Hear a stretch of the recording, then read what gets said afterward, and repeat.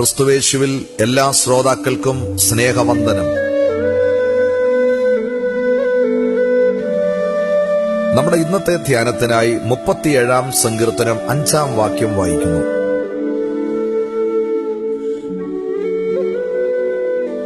നിന്റെ വഴി യഹോവയെ ഭരമേൽപ്പിക്കുക, അവനിൽ തന്നെ ആശ്രയിക്കുക, അവനത് നിർവഹിക്കും. പ്രിയമുള്ളവരെ, മനസ്സിനെയും ശരീരത്തെയും തകർക്കുന്ന ആശങ്കകളുടെയും ആകുലങ്ങളുടെയും നീരാളിപ്പിടുത്തത്തിൽ നിന്ന് മോചനം നേടുവാനാവാതെ ദൈവത്തിൽ വിശ്വസിക്കുന്നു എന്നവകാശപ്പെടുന്ന സഹോദരങ്ങൾ അനുദിനം ജീർണിച്ചുകൊണ്ടിരിക്കുന്നു. വിശ്വാസികളെന്ന് അഭിമാനിക്കുമെങ്കിലും പലരും തങ്ങളുടെ ചെറുതും വലുതുമായ പ്രശ്നങ്ങൾ പലപ്പോഴും കർത്താവിനെ ഭരമേൽപ്പിക്കാതെ സ്വന്തം ബുദ്ധിയിലും യുക്തിയിലും പരിഹരിക്കുവാനാണ് പരിശ്രമിക്കാറുള്ളത്. അവയൊക്കെയും പരാജയപ്പെട്ട് നഷ്ടബോധങ്ങളും നിരാശകളും നിറഞ്ഞ ചുമടുകളുമായി മുമ്പോട്ടു പോകുവാൻ നിർവാഹമില്ലാതെ വരുമ്പോഴാണ് അവരിൽ അനേകർ തങ്ങളുടെ സങ്കീർണങ്ങളായ പ്രശ്നങ്ങൾ കർത്താവിനെ ഭരമേൽപ്പിക്കുവാനായി കടന്നുവരുന്നത്.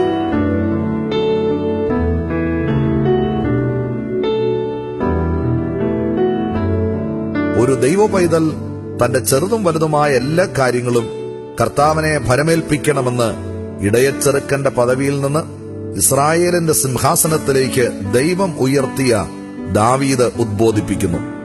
നമ്മുടെ കാര്യങ്ങൾ നാം കർത്താവിനെ ഭരമേൽപ്പിക്കുന്നതിനോടൊപ്പം നമ്മുടെ ചിന്താഗതിക്കും ബുദ്ധിവൈഭവത്തിനും തക്കവണ്ണം അവയെ കൈകാര്യം ചെയ്യുവാൻ കൂടി ശ്രമിക്കുമ്പോൾ കർത്താവ് പ്രവർത്തിക്കുമെന്നുള്ള വിശ്വാസം നമ്മിൽ ഇല്ലെന്ന് വ്യക്തമാകുന്നു.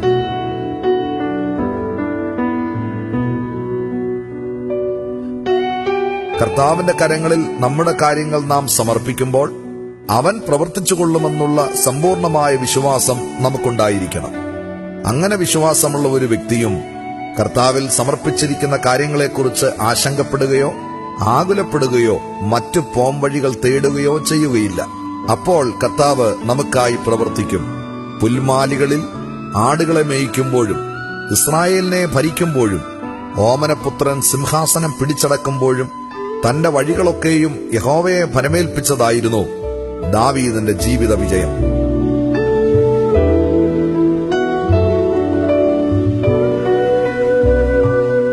ദൈവത്തിന്റെ പൈതലേ, കർത്താവിന്റെ കരങ്ങളിൽ നിന്റെ കാര്യങ്ങളൊക്കെ ഭരമേൽപ്പിച്ചിട്ടും ആകുലങ്ങളോടെയും ആശങ്കകളോടെയുമാണോ നീ ഈ സമയത്ത് കർത്താവിന്റെ സന്നിധിയിലിരിക്കുന്നത്? ഇപ്പോഴെങ്കിലും അവനിൽ നിനക്ക് സമ്പൂർണമായി വിശ്വാസം അർപ്പിക്കുവാൻ കഴിയുമോ? എങ്കിൽ നിന്റെ സകല കാര്യങ്ങളും കർത്താവിനെ ഭരമേൽപ്പിക്കുക, ധൈര്യമായിരിക്കുക, അവൻ നിനക്കായി പ്രവർത്തിച്ചുകൊള്ളും.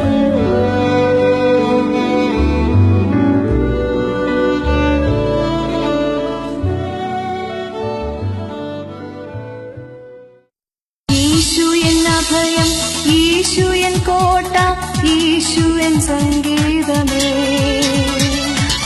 യേശുവിൻ വെളിച്ചം, യേശുവിൻ രക്ഷ, യേശുവിൻ സർവസ്വം.